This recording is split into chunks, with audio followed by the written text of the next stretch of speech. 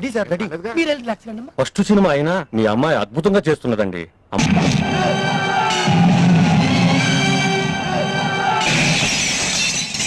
మగతనం లేని వాళ్ళ దొంగ దెబ్బ తీయడం కాదురా, తల్లి పాలు తాగుంటే డైరెక్ట్ గా నువ్వు నేను తేల్చుకుందాం.